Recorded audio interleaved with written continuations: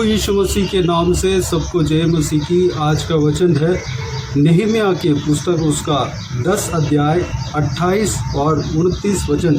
शेष लोग अर्थात याजक, लेवीय, द्वारपाल, गवैये और मंदिर के सेवक और जितने परमेश्वर की व्यवस्था मानने के लिए देश देश के लोगों से अलग हुए थे, उन सबों ने अपनी स्त्रियों और उन बेटे बेटियों समेत जो समझने वाले थे अपने भाई रईसों से मिलकर शपथ खाई कि हम परमेश्वर की उस व्यवस्था पर चलेंगे जो उसके दास मूसा के द्वारा दी गई है और अपने प्रभु यहोवा की सब आज्ञाएं, नियम और विधियां मानने में चौकसी करेंगे।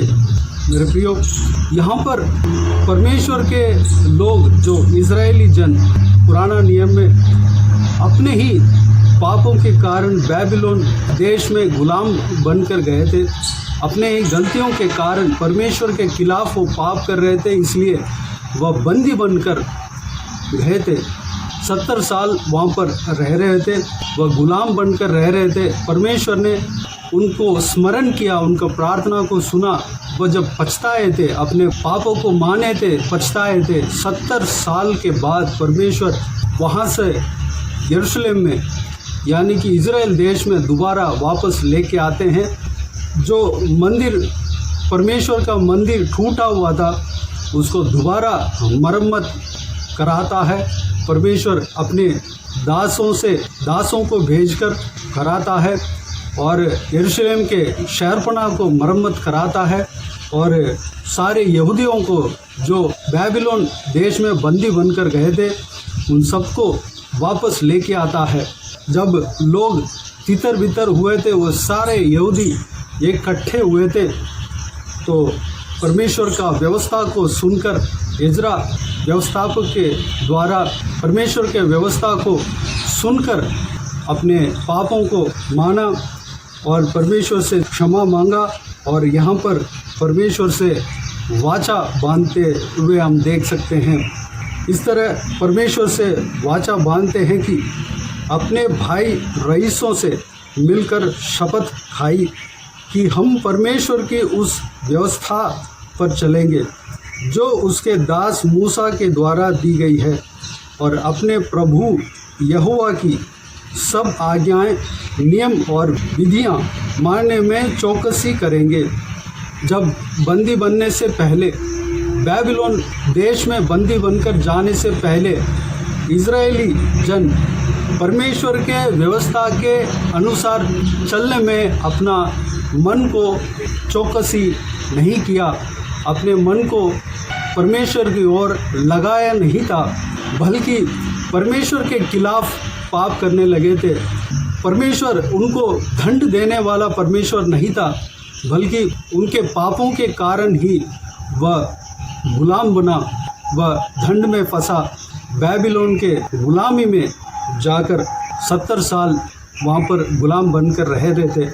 जिस जगह पर दूध और मधु बहते थे, उस देश को छोड़ना पड़ा, बहुत बड़ा परमेश्वर का मंदिर को, भवन को छोड़ना पड़ा और सुंदर जगह को छोड़ना पड़ा।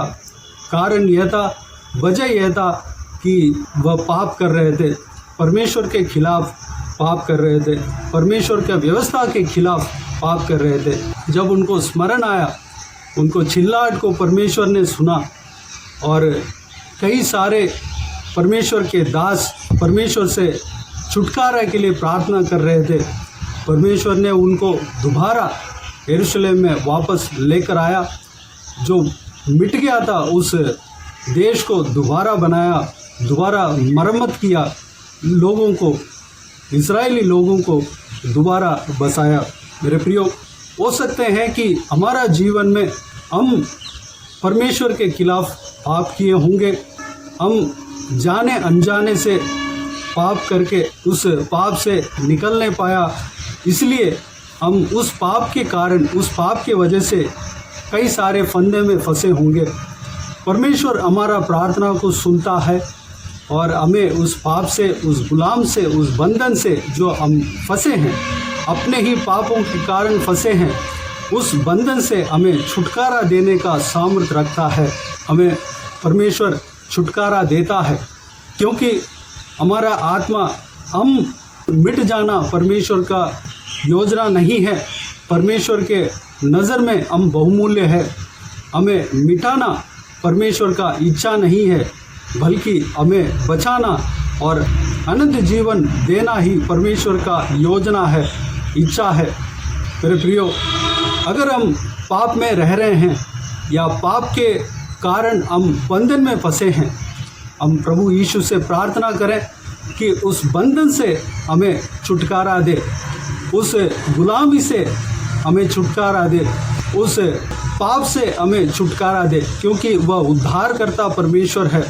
किसी को भी छुटकारा देने का सामर्थ्य वो रखता है, किसी को भी नया जीवन देने का सामर्थ्य वो रखता है, किसी गुलामी से वह छुटकारा देने का, निकालने का सामर्थ्य वह रखता है, क्योंकि उनके नाम मसीहा है। मसीहा यानी कि छुटकारा देने वाला, उद्धार देने वाला। मेरे प्रियो, हम प्रभु यीशु मसीह के ऊपर जब विश्वास रखते हैं, प्रभु यीशु मसीह को पुकार कर हम यह प्रार्थना करते हैं कि प्रभु यीशु मुझे छुटकारा दे। मेरे प्रियो, ज़रूर आप और मुझे छुटकारा देगा। अगर हम किसी बंधन में, किसी फंदे में फंसे हैं, परमेश्वर हमें छुटकारा देने का सामर्थ्य रखता है। मैं विश्वास करता हूं कि आज ही कई लोगों का छुटकारा होने वाला है। प्रभु यीशु छुटकारा देने वाला है। प्रभु यीशु के नाम की महिमा मिले। हम प्रभु यीशु के अनुग्रह से छुटकारा मिलने के बाद, लेने के बाद, छुटकारा पाने के बाद हमें इस यहूदियों की तरह, इस इज़राइलियों की तरह हमें भी शपथ खाना है कि हम परमेश्वर के व्यवस्था के अनुसार आने वाला समय में चलेंगे, उनके व्यवस्था के खिलाफ नहीं चलेंगे। जिस तरह यहूदियों ने शपथ खाया, हम परमेश्वर की उस व्यवस्था पर चलेंगे जो उसके दास मूसा के द्वारा दी गई है, और अपने प्रभु यहोवा की सब आज्ञाएं, नियम और विधियां मानने में चौकसी करेंगे। मेरे प्रियो, ये शपथ हमें खाना चाहिए, क्योंकि हम आने वाला समय में, हम पिछले बीते हुए दिनों में हम फिसल गए थे। जो गलती हमसे हुआ, आने वाला समय में नहीं होना चाहिए। इसलिए हम खराई के साथ परमेश्वर के पीछे चलें, प्रभु यीशु मसीह के पीछे चलें, प्रभु यीशु मसीह का व्यवस्था के अनुसार चलने वाला बने। खराई के साथ परमेश्वर का व्यवस्था पर चलने के लिए आज हम शपथ खाएं। मेरे प्रियो, प्रभु यीशु भला है। तो इस बहुमूल्य वचन के लिए परमेश्वर को धन्यवाद दें, प्रभु यीशु को महिमा करें। यहाँ पर मूसा के व्यवस्था के जो विषय में इज़राइली लोग शपथ खाया है, लेकिन हम नया नियम के लोग हैं। पुराना नियम में मूसा के द्वारा परमेश्वर ने जो व्यवस्था दिया था, उसके अनुसार चलने के लिए शपथ लोगों ने खाया है। मूसा के बाद प्रभु यीशु नया नियम हमें दिया है। हमें उस नया नियम के मुताबिक, उस नया नियम के अनुसार चलने के लिए हम परमेश्वर से शपथ खाएं। प्रभु यीशु मसीह के व्यवस्था के अनुसार चलने के लिए अपने आप को परमेश्वर के हाथों में समर्पित करें। आइए हम प्रार्थना में जाएं। स्वर्गीय पिता, दयालु परमेश्वर, आपको धन्यवाद देता हूँ आज के इस सुंदर और बहुमूल्य वचन के लिए। आपको धन्यवाद देता हूँ परमेश्वर, बीते हुए दिनों में हमें संभाला, सुरक्षित रखा, बचाया। आपको धन्यवाद देता हूँ आज का इस आपके इस भाग में, इस बहुमूल्य वचन के द्वारा हमने जो कुछ भी सीखा है परमेश्वर, उस बात के लिए आपको धन्यवाद देता हूँ परमेश्वर। पिताजी, हम जो पुराना नियम में, नियम के समय में जो कोई भी जन पाप के, अपने ही पाप के द्वारा बंधन में जाके फंसे थे, उनका चिल्लाहट को सुनकर उनको दोबारा वापस अपना देश में लौटाया और उनका देश को आपने मरम्मत किया और मंदिर बनाया और शहर बनाई, परमेश्वर वहाँ पर बसाया।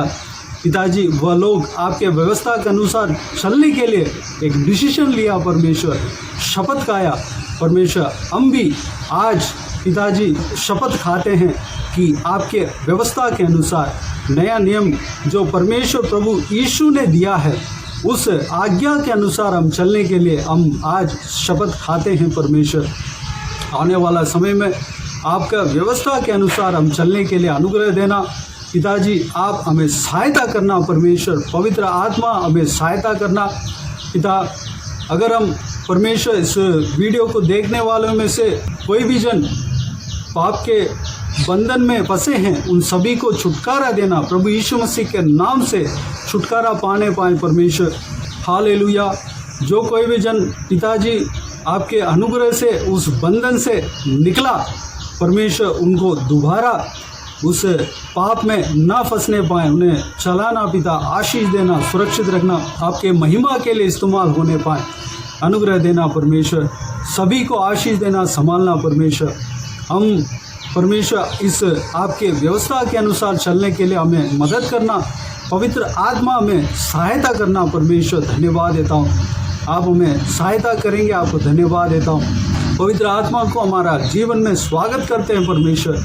पवित्र आत्मा का अगुवाई परमेश्वर हमारे जीवन में होने पाए परमेश्वर। पिता, आपके व्यवस्था के अनुसार सत्य मार्ग में चलने के लिए परमेश्वर आप हमें मदद करते हैं, पवित्र आत्मा हमें मदद करता है, उसके लिए धन्यवाद देता हूँ।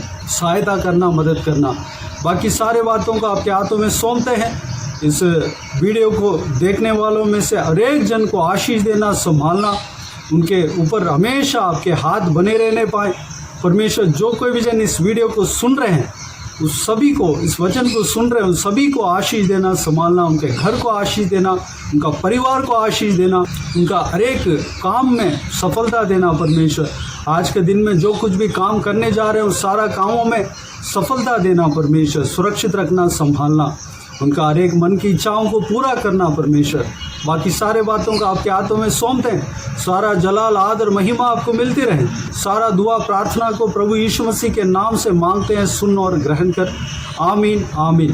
प्रभु यीशु मसीह के नाम से प्रभु यीशु मसीह का आशीष और अनुग्रह हम सभी के ऊपर हमेशा हमेशा के लिए बने रहें। आमीन, आमीन।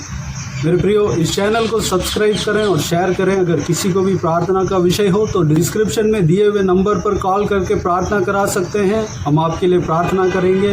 इस सेवकाई के द्वारा परमेश्वर आपके जीवन में कार्य किया हो वो भी हमें बता सकते हैं, ताकि हम सब मिलकर परमेश्वर को धन्यवाद दे सकें, महिमा कर सकें।